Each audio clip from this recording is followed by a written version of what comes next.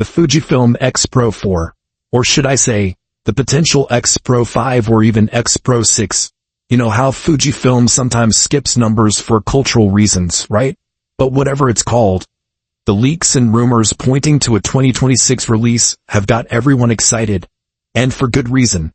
If you're a street photographer, a documentary shooter, or just someone who loves that classic rangefinder style with modern tech, this could be the camera that changes everything.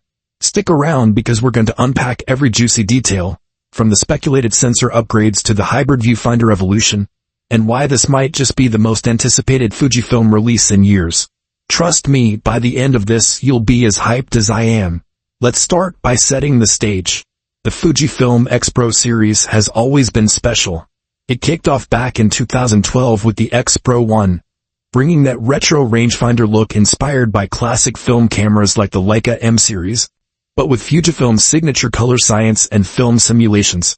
The X-Pro2 in 2016 upped the ante with a 24MP sensor and better autofocus, making it a favorite for pros on the go. Then came the X-Pro3 in 2019, which flipped the script. Literally, with that hidden rear LCD screen to encourage you to shoot more instinctively like in the old days. It was bold, divisive even, but it cemented the X-Pro line as the thinking photographer's camera. Not for vloggers or casual snaps, but for those who want to feel connected to the art of photography. Now fast forward to 2026, and we're staring down a 7-year gap since the X-Pro3. That's an eternity in tech terms. But Fujifilm isn't rushing this. They've said publicly that the next X-Pro has to be something extraordinary, not just a spec bump. And from the leaks dropping lately, it looks like they're delivering on that promise. So what's got everyone talking? Let's dive into the sensor rumors first.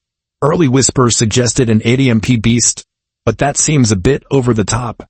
Probably clickbait from some YouTube channels chasing views. More reliable sources are pointing to a 40MP X-Trans CMOS 5 sensor, the same one that's powering the X-T5 and X-H2.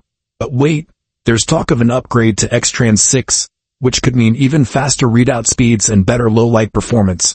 Imagine capturing street scenes at ISO 12800 with minimal noise, or cropping in tight on a portrait without losing detail. For USA photographers dealing with everything from bustling New York City streets to serene national parks, this resolution strikes a perfect balance, enough megapixels for prints and edits, but not so many that your files clog up your hard drive. And let's not forget Fujifilm's film simulations. Leaks hint at new ones, maybe even some inspired by classic Kodak stocks or modern cinematic looks. Picture a vintage chrome or cine still simulation that makes your JPEGs straight out of camera look like they were processed in a darkroom. That's the magic of Fujifilm. They make digital feel analog. But the real star of the X-Pro show has always been the hybrid viewfinder. It's what sets this camera apart from everything else on the market. You get an optical viewfinder for that pure, lag-free rangefinder experience, and with a flick of a lever it switches to electronic for previews and overlays. Rumors are swirling that the X-Pro4 will have an improved version, brighter, bigger, with more information displayed. Some say it'll incorporate better magnification for manual focus, or even augmented reality elements like focus peaking in the optical mode. Think about it. Framing a shot through the OVF while seeing exposure previews or histograms without switching.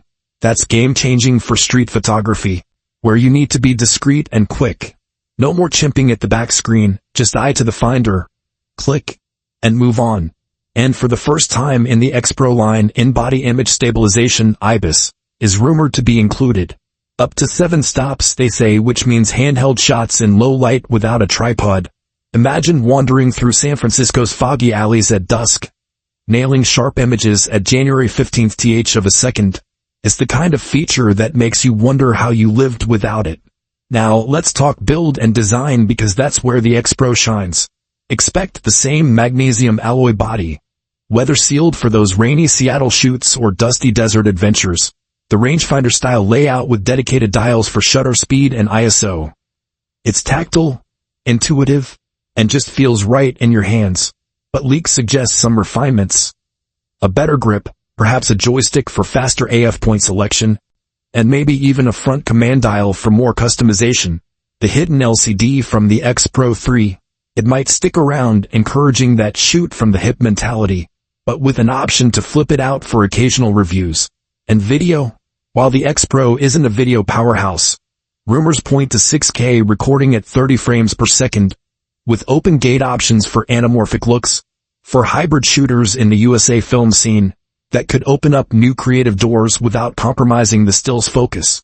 You might be wondering why the delay? Why 2026? Well,